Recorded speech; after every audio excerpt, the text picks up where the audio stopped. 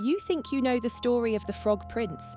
You see it in your mind's eye right now. A beautiful, slightly spoiled princess in a satin gown, a golden ball, a moment of carelessness, a deep, dark well, and from the cool shadows, a little green frog with bulging eyes who makes a simple bargain. A kiss in exchange for the return of her treasured toy. It's a story of transformation, of looking past appearances to see the inner worth of a person.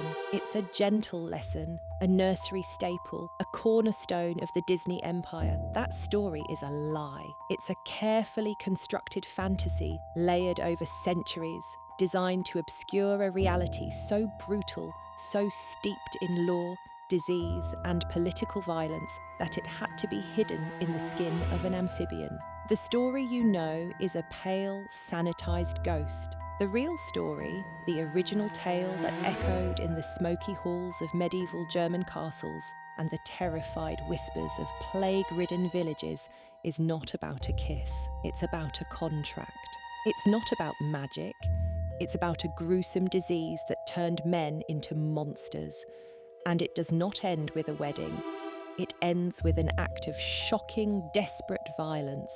Once you understand what a golden ball truly symbolized in the Holy Roman Empire, you'll realize the princess wasn't just playing a game. And once you learn what a medieval doctor would have recognized in the frog's cold, wet skin, you will understand that the princess's revulsion was not mere snobbery, it was primal fear. Because the real story of the Frog Prince is not a fairy tale. It is a coded legal document, a political allegory, and a horrifying chronicle of social death. And tonight, we are going to break that code. The first lie we must dispose of is the most famous one of all, the kiss.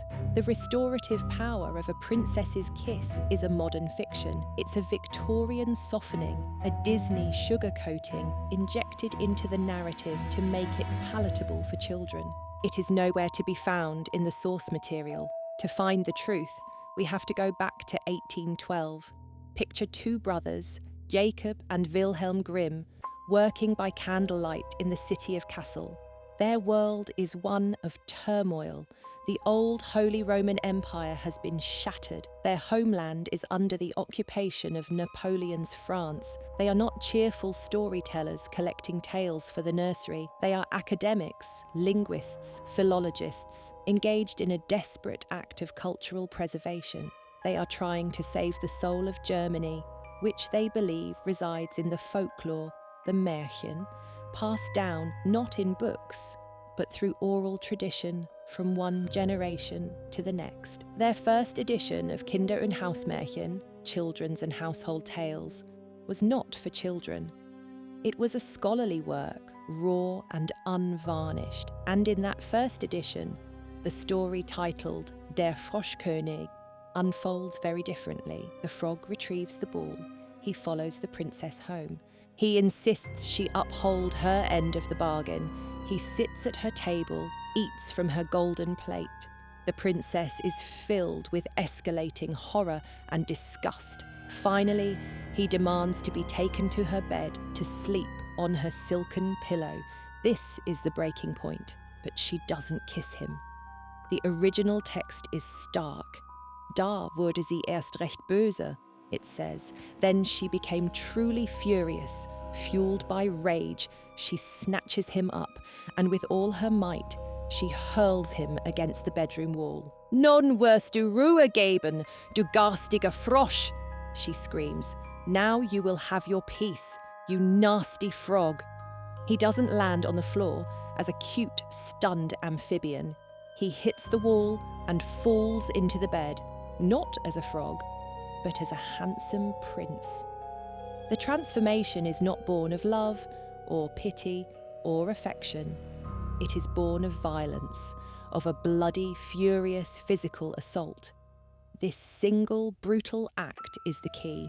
It's the thread that, when pulled, unravels the entire sweet fiction and reveals the cold, hard machinery of the world that created it. To understand why she threw him and why that act of violence was transformative rather than fatal, you have to understand the world she lived in. Not a fairy tale kingdom, but the dark, unforgiving landscape of medieval Germany. Forget castles with soaring turrets and fields of green. Picture instead a fractured patchwork of tiny, competing principalities, baronies, and free cities, all bound by a complex and brittle web of feudal obligations. This was a world of endemic warfare, of robber knights and mercenary armies. It was a world of profound social rigidity, where your birth determined your entire existence. And in this world, two things held more power than almost any army: a sworn oath and a contagious disease. Today we think of a promise as a matter of personal honor. In medieval Germanic culture, a spoken oath, an eed, was something far more profound. It was a sacred, legally binding contract, sworn before God and community. To break an oath was not just to be a liar, it was to commit a crime against the divine and social order. It invited ruin. Oaths were sworn on holy relics, at church altars, and at community wells. They were the glue that held the fragile society together. A person's word was their bond, and breaking that bond could lead to being declared an outlaw, a vogelfrey free as a bird for any man to kill without consequence. When the princess in the story, sitting by the well, says to the frog, "I promise you whatever you desire," she is not making a childish fib she can easily discard. In the legal and cultural context of the time, she is entering into a formal, verbal contract. The well itself, a common sight for such pronouncements, stands as a silent witness. Her later refusal to honour the deal is not just a breach of etiquette. It is a grave legal and spiritual transgression. Her own father, the king, recognises this immediately. He is not just teaching her a lesson in manners when he forces her to let the frog in. He is enforcing a contract to prevent a greater calamity from befalling his house. But it is the second great power of this era that gives the story its visceral horror: disease. Specifically, leprosy. It is almost impossible for us, in the modern age, to comprehend the terror that leprosy inspired in the medieval mind. It was not just a disease, it was a divine punishment. It was seen as the outward manifestation of an inward corruption, a soul so stained with sin that God had marked the sinner's body for all to see. The victim of leprosy suffered a social death long before their physical one. Once diagnosed, a person was subjected to the separatio leprosorum, a ceremony in which a priest would conduct a full funeral mass for them while they were still alive. They were declared legally dead. Their property was forfeit, their marriage dissolved. They were handed a wooden clapper or a bell, a special hooded gown, and cast out of the community forever. They became a thing, an object of revulsion. Now, consider the frog. Consider the description from the original tale. He is not a charming, cartoonish creature. He is slimy. He is ugly. The princess calls him a garstiger frosch, a nasty, foul, or even squalid frog. He lives in the water, in the mud. He is cold to the touch. Let's look at this through the eyes of a medieval observer. What were the symptoms of advanced, untreated leprosy, or Hansen's disease? The disease attacks the peripheral nerves, leading to a loss of sensation. This makes the skin susceptible to constant injury, ulceration, and secondary infection, often resulting in a wet, weeping appearance. It causes resorption of bone, leading to the shortening of fingers and toes, creating claw-like hands. It attacks the face, causing the collapse of the nose and a thickening of the brow and earlobes, a condition known as facies leonina, or the face of a lion. Most chillingly, it attacks the larynx. The vocal cords thicken and stiffen, and the victim's voice becomes a strained, rasping croak. A wet, cold, ugly creature with a croaking voice, forced to live in isolation outside the city walls, often near a source of water like a well. The story isn't describing a frog, it's giving a clinically precise, metaphorical description of a leper. Imagine a young man, let's call him Conrad. He's the son of a minor baron, a young knight with a promising future. One day, he notices a patch of skin on his arm that has no feeling. Then another. Slowly, over months, the horror unfolds. The diagnosis is delivered. The priest chants the rites. His family weeps as if he were in a coffin. He is given the bell and the grey cloak and shoved out of the city gates. He is no longer Conrad. He is an object of terror. Children run from him. Adults throw stones. He is forbidden from touching anything, from speaking to anyone unless downwind. He is a monster. He was once a prince in his own small world, and now he is a frog, living in the damp margins of the society that cast him out. His only hope, his only path back to the world of the living, would be an impossible act of grace from someone so powerful, so pure, that they could risk the contamination and pull him back into the human fold. The princess's disgust is now cast in a new light. It's not the simple revulsion of a spoiled girl touching a slimy animal. It is the deep, culturally ingrained terror of disease, of divine punishment, of contamination. The frog wants to eat from her plate, drink from her cup, sleep in her bed. This is not a request for companionship. It is a terrifying demand for the ultimate violation of every social and sanitary taboo of her world. He is asking her to risk becoming what he is. Now let's re-examine the princess's side of the contract. What is this golden ball? Why is it so important? The text describes it as her favourite plaything, which she is always tossing in the air. But in the symbolic language of the Middle Ages, gold was never just a metal. It was the colour of divinity, of royalty, of ultimate authority. The Reichsapfel, the imperial orb of the Holy Roman Emperor, was a golden ball surmounted by a cross, symbolising his dominion over the Christian world. A monarch's crown, their sceptre, their plate, all were gold, signifying a status that was not just wealthy, but divinely ordained. The princess's golden ball is not a toy, it is a symbol of her royalty, her purity, her legitimacy, her very identity. And the well, the Brunnen, is equally significant. As we've noted, it was a centre of community life, but it was also often a place of judgment. A Gerichtsbrunnen, dropping her golden ball into the deep dark well, is a potent symbolic act. She has lost her claim to power. Her divine right has vanished into the murky depths, into the underworld, the realm of outcasts and spirits. She is, at that moment, symbolically dispossessed. A local lord in 13th century Thuringia, for instance, might settle a property dispute by having both claimants swear an oath at the town well. The well was the heart of the community, its source of life, and therefore the most powerful place to invoke divine justice. When the princess loses her symbol of power in this specific location, she is in a state of profound crisis.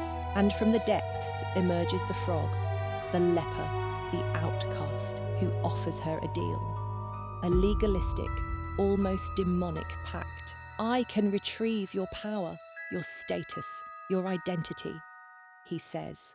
But in return, you must bring me into your world. You must make me your companion.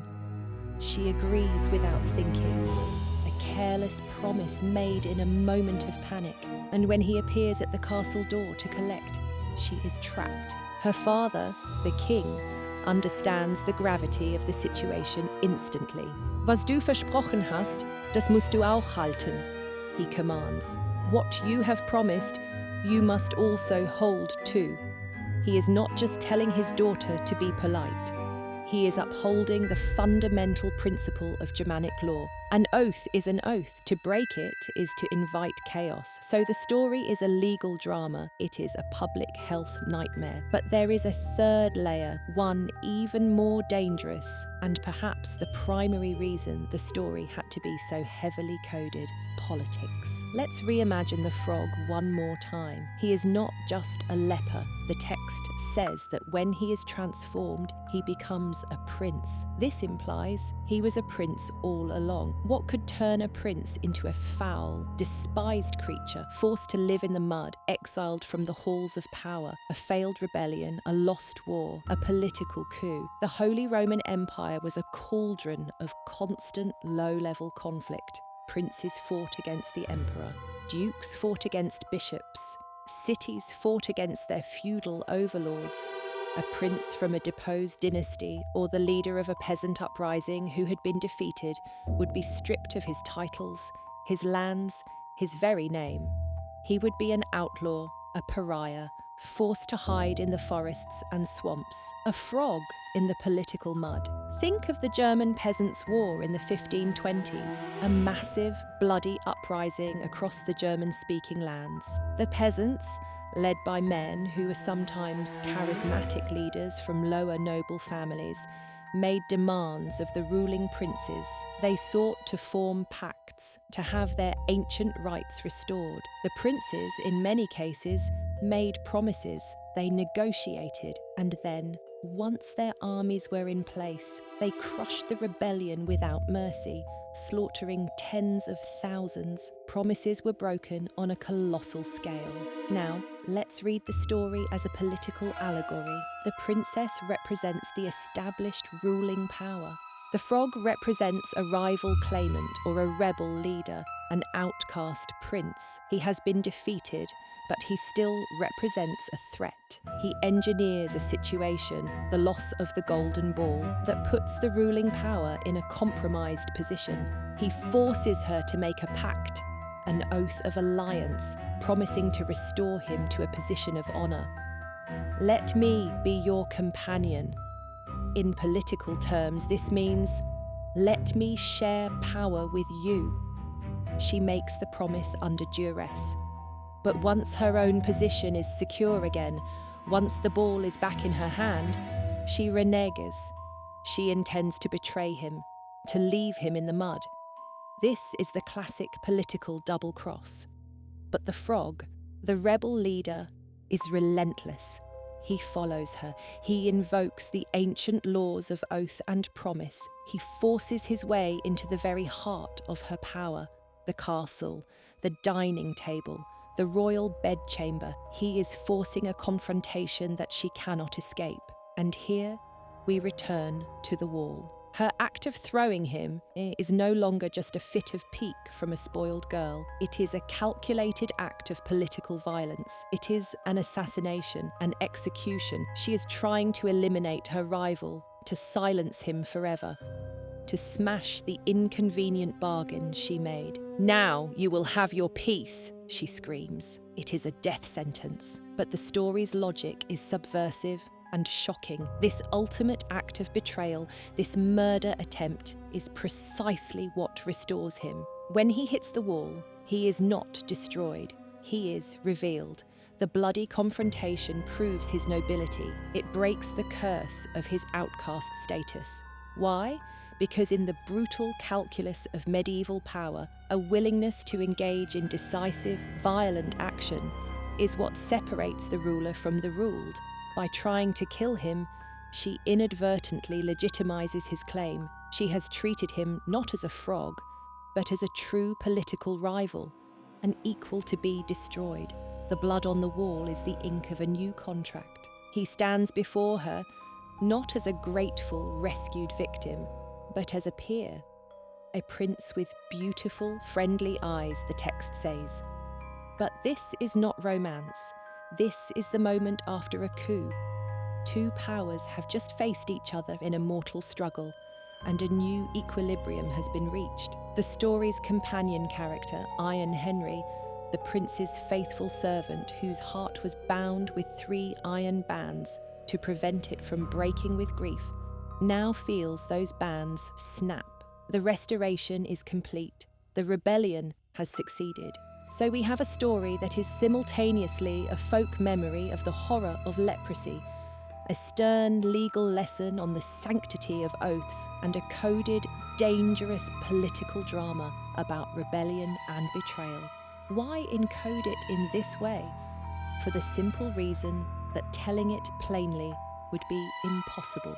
You could not tell a story in a nobleman's hall that explicitly detailed how a rebel leader forced his way into power through a broken promise and a violent confrontation with the Lord's daughter. That would be treason. You could not speak openly and casually about the terrifying details of leprosy without inviting fear and superstition. But you could tell a story about a talking frog. Folklore works this way. It is the repository of a culture's anxieties, its legal precedents, and its suppressed histories. It launders traumatic memory into metaphor. The story becomes a vessel that can sail safely through the centuries, carrying its dangerous cargo hidden below decks. And for centuries, it did. Then came the sanitizers. The process was gradual. The brothers Grimm themselves, in later editions of their collection, began to smooth the roughest edges, responding to criticism that the tales were too grim and unchristian. But the major transformation came when the stories crossed the English Channel and entered the Victorian nursery. Translators like Edgar Taylor, in his popular 1823 collection, German Popular Stories, began to consciously reshape the material for a new bourgeois audience. This was the era that invented the modern concept of childhood as a protected garden of innocence, a space that must be shielded from the darkness of the adult world. The motive was ideological. The goal was to transform these raw, chaotic folk tales into tools for moral instruction. A story about a violent, oath-breaking and politically active princess was not a suitable lesson for a young Victorian girl. She was supposed to be passive, pious and obedient. So the princess's character had to be changed. Her fury, her agency, her decisive, violent act, all of it was an embarrassment. It had to be erased. In its place was substituted an act of gentle, feminine compassion, a kiss. Look at the profound shift in the story's meaning. In the original, the transformation is caused by the princess's action. She is the agent of change. Her rage, her violent rejection is the catalyst. She is a powerful, if brutal, figure. In the sanitized version, the transformation is caused by her affection. She is no longer the agent, but the reward. Her role is not to act, but to feel. The frog is no longer a terrifying threat to be vanquished, but a puzzle to be solved with kindness. The story ceases to be a cautionary tale about law and power and becomes a romance about the civilizing influence of a good woman's love. The final step in this sanitization, of course, was Walt Disney. In The Princess and the Frog, the transformation is mutual, the kiss is central, and the entire grim architecture of the original is dismantled in favour of a musical love story. The violence, the disease, the political treason, it's all gone, replaced by singing alligators and Cajun fireflies. The memory laundering is complete. So what are we left with? The Frog Prince, in its true form, is not a bedtime story. It's a crime scene preserved in narrative amber. It's a glimpse into the soul of a medieval world, a world that was terrified of contagion, bound by ironclad oaths and shaped by sudden, brutal violence. The story has endured for 1,000 years, not because of the sweet lie of the kiss we have been told, but because of the hard truths it has successfully hidden. It carries the species' memory of catastrophe. It whispers to a deep, primal part of our psyche that understands the terror of the outcast, the weight of a word, and the chilling fact that power is often not won with a kiss, but seized in a moment of blood and fury. The story you were told ends with a gentle peck and a royal wedding. The real story ends with a sickening thud and a bloody smear on a bedroom wall. It was never a fairy tale about finding your handsome prince. It was a warning about what happens when you make a promise to a monster and the terrible price of breaking it.